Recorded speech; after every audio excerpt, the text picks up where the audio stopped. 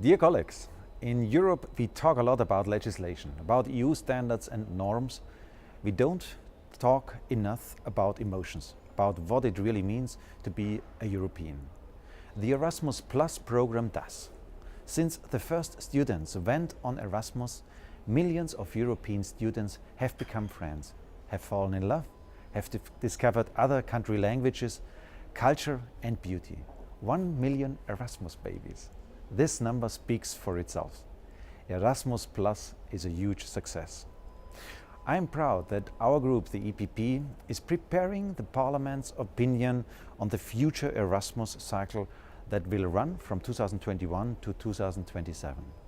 The new Erasmus program will improve and upgrade existing components of the program.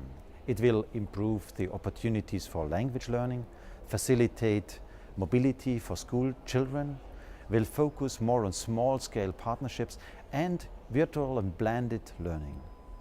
It will also bring major new initiatives, among them the Discover EU program, based on the successful pilot project that is particularly close to my heart.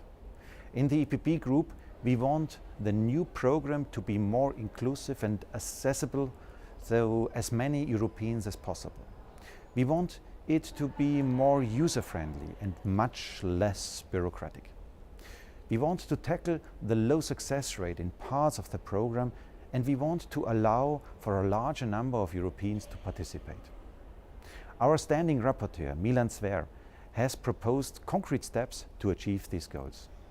I hope that today's hearing will contribute to making the Erasmus program even better than before.